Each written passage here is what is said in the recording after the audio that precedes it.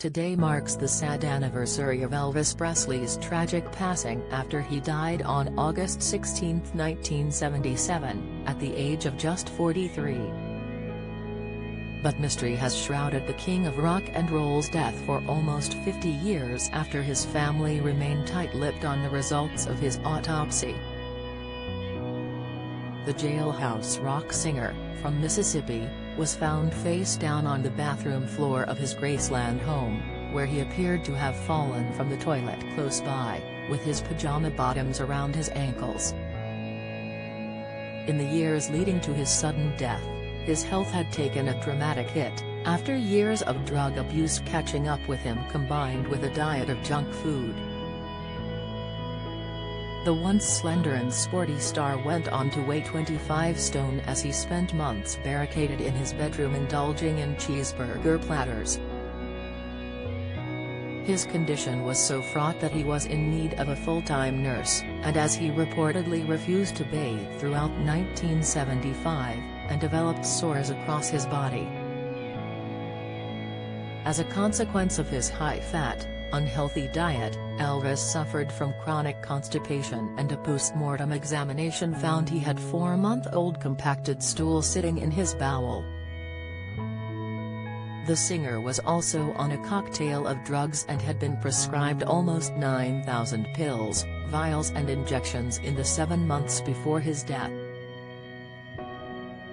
And it was his girlfriend, Ginger Alden, who found the rock and roll star's body with his pajama bottoms around his ankles and his bottom in the air.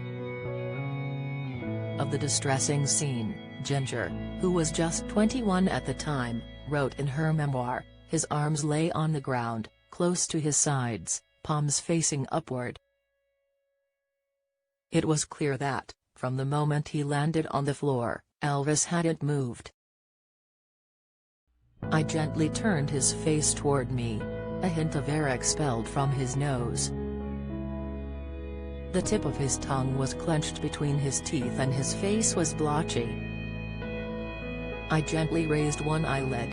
His eye was staring straight ahead and blood red." An autopsy was carried out that same day, but the report was immediately sealed for 50 years by the family, sparking a slew of speculation as to what killed him.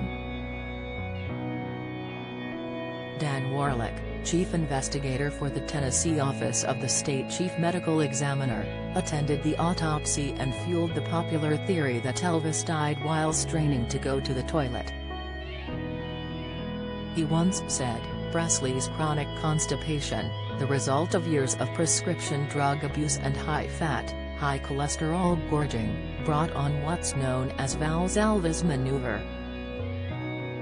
Put simply, the strain of attempting to defecate compressed the singer's abdominal aorta, shutting down his heart.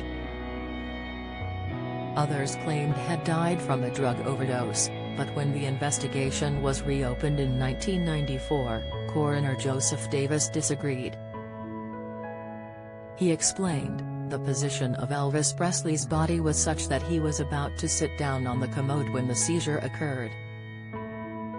He pitched forward onto the carpet, his rear in the air, and was dead by the time he hit the floor. If it had been a drug overdose, Elvis would have slipped into an increasing state of slumber. He would have pulled up his pajama bottoms and crawled to the door to seek help. It takes hours to die from drugs. The autopsy results are due to be unlocked in 2027, but until then, the biggest insight into the star's mysterious death has come from prominent California physician, Forrest Tennant, who actually reviewed the report while defending Elvis' Dr. Drive. George Nicopolis, who was later acquitted of overprescribing drugs. For Mr. Tennant, one major clue was in the full-body deterioration of Elvis, with almost every organ plagued by ill health. As a young man, Elvis had been extremely fit, playing football and practicing martial arts. He did start abusing drugs including amphetamines, opioids and sedatives as a teenager and is known to have had an appalling diet. But for Tennant, that wasn't enough to explain the long list of maladies that afflicted the rock star from the late 1960s onwards. First he complained of vertigo, back pain, and insomnia, eye infections and headaches, and in 1973 he was rushed to hospital in a semi-coma and found to be suffering from jaundice, severe respiratory distress, marked swelling of his face, distended abdomen, constipation, a gastric, bleeding ulcer and hepatitis. He was hospitalized again in 1975 with high blood pressure, high cholesterol and a condition called megacolon, whereby the large intestine becomes distended and can allow toxins to flood the body. He also had at least 4 near-death overdoses that left him unconscious and in need of resuscitation, and his heart was double the normal size. And despite having never smoked, he also suffered from emphysema. So what had caused all of these disease processes in his stomach, liver, lungs, heart, spine, eyes and bowel? Forrest believes it all stemmed back to a serious head injury he sustained in 1967 that triggered a progressive autoimmune inflammatory disorder. In his opinion, as shared in a 2013 medical paper, when Elvis tripped over a television cord and knocked himself out on the bathtub, the injury was so severe that it caused brain tissue to dislodge and seep into his blood circulation. There, the body identified the matter as foreign and produced antibodies to destroy it, triggering hypogammaglobulinemia, a disorder of the body's immune system. At the time, little was understood about autoimmune conditions, but these days they are known to cause most of the symptoms Elvis displayed, from chronic pain, irrational behavior, obesity and enlarged and diseased organs like hearts and bowels.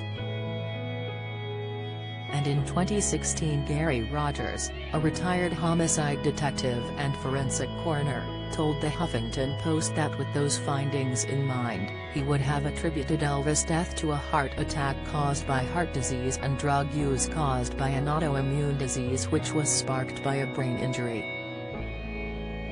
He said, "You'd have to classify Elvis' death as an accident. There's no one to blame, certainly not Elvis. He was a severely injured and ill man. There's no specific negligence on anyone's part and definitely no cover-up or conspiracy of a criminal act. If Dr. Forrest Dorrant is right, there simply wasn't a proper understanding back then in determining what really killed the king of rock and roll."